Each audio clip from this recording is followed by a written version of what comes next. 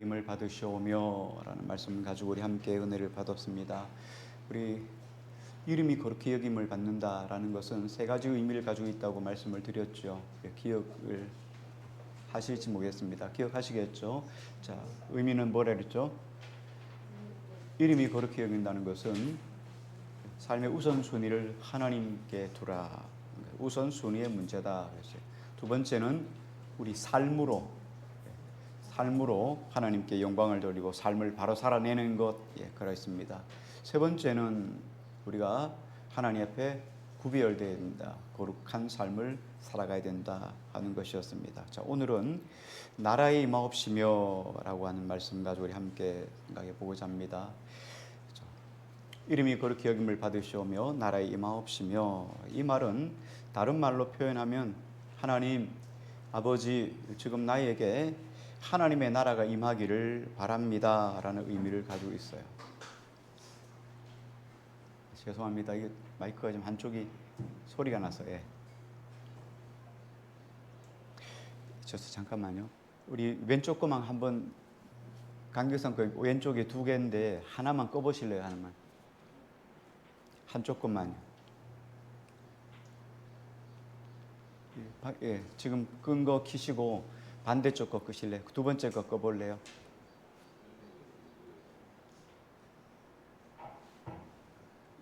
두 번째 거 껐어요? 두 번째 거 끈 걸, 그걸 볼륨 조금만 낮춰보세요. 켜놓고. 됐습니다.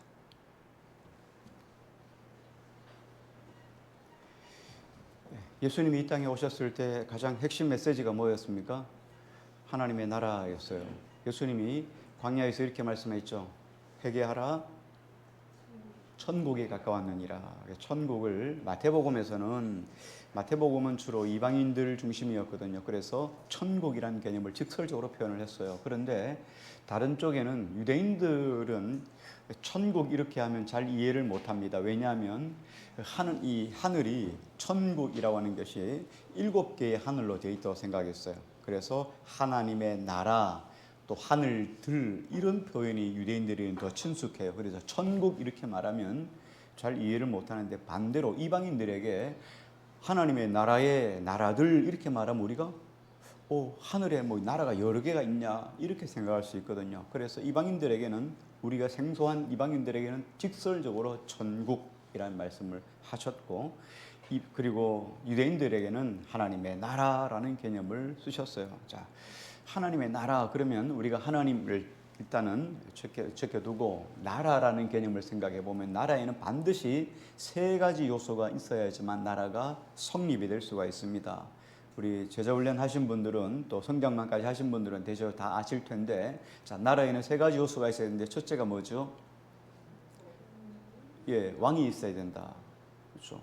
왕이 없으면 안 되죠. 대통령이 없으면, 대통령의 나라가 부재가 되면은 무너질 수 있잖아요. 왕이 있어야 됩니다.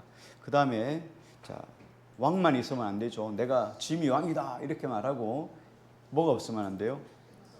백성이 있어야 돼요. 백성이 없으면은 뭐 혼자서 왕 노릇 할 수 있겠죠. 문 딱 닫아놓고 나 왕이다 이렇게 할 수 있습니다. 근데 백성이 없으면 그 나라로 인정을 해주지 않죠. 자, 그럼 왕이 있습니다. 백성이 있습니다. 그럼 뭐가 있어야 됩니까? 땅이 없으면은 포트피플처럼 땅이 없으니까 난민이 되는 거예요. 어디 가도 내가 거처할 땅이 없어요. 나라 소속이 없으면은 난민이 되잖아요. 그래서 왕이 있어야 되고 백성이 있어야 되고 땅이 있어야 됩니다. 그럼 이것을 우리 하나님의 나라라는 개념으로 한번 대입을 해보면, 자, 왕은 누굽니까? 하나님이죠. 하나님이 왕이셔요. 그 다음에 백성은 누굽니까? 우리 그리스도인들, 하나님의 사람, 그리스도인. 그 다음에 그리스도인들에서 땅은 뭐죠? 하나님의 통치 영역을 우리는 땅이라고 합니다. 하나님의 나라니까 땅은 실상 우리 눈에 보이지 않잖아요. 우리 천국이 있지만 우리 이 땅에서 하나님이 우리를 다스리시는 그 영역이 하나님의 나라예요. 그러니까 내가 하나님의 통치를 받으면 내 안에 하나님의 나라가 이루어지는 거죠.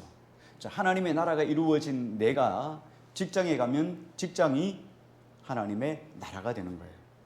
자, 내가 사업장에 가면 하나님의 나라 통치받으니까 사업장이 하나님의 나라가 되는 거예요.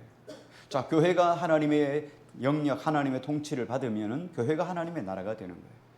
우리가 어디 가든지 하나님의 나라가 되는 거예요. 자, 이걸 우리가 또 다른 말로는 어떻게 표현을 했습니까? 교회라고 이야기를 했잖아요. 자, 교회는 우리가 예배를 드리는 것이 물론 교회입니다. 보이는 교회라고 이야기하는데 성경은 예수 그리스도를 성전된 예수 그리스도를 모시는 곳이 바로 교회다 그랬습니다. 그래서 우리가 교회예요.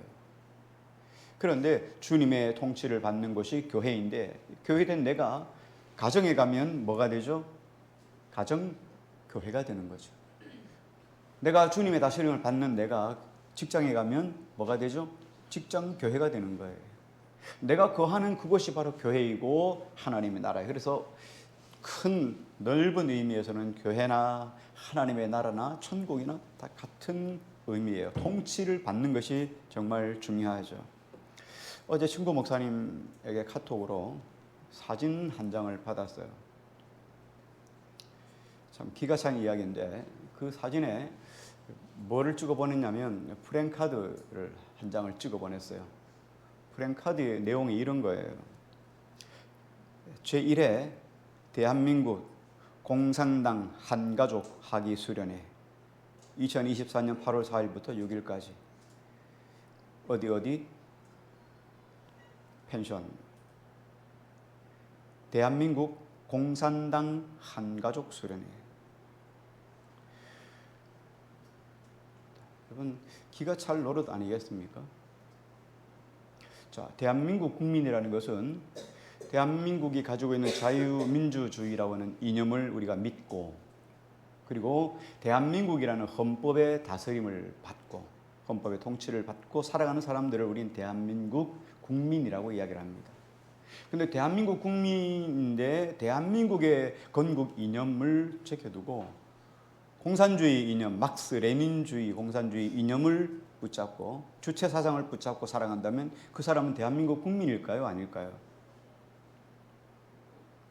그런데 기쁘게 보내드린다고 해도 안 간다는 데 문제가 있어요.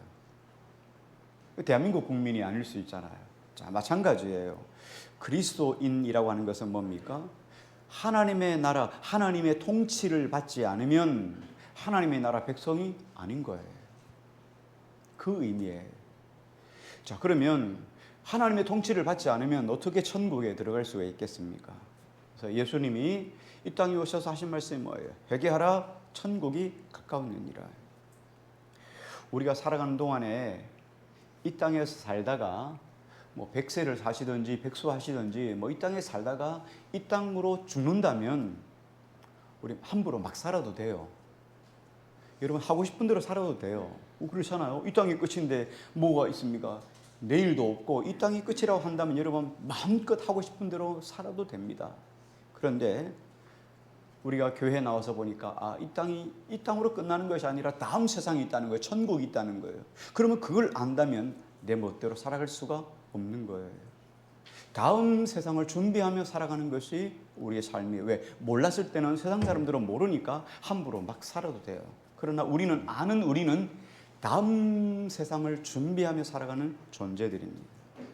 솔로몬 왕도 그의 지혜에 서인 전도서의 마지막에 전도서를 쫙 이야기를 합니다. 1장부터 12장까지 이야기를 하고 전도서 12장에 이런 말씀을 해요. 11장에 청년이여 내 어린 때를 즐거워하며 내 청년의 날을 마음에 기뻐하며 마음에 원하는 길들과 내 눈이 보는 대로 행하라.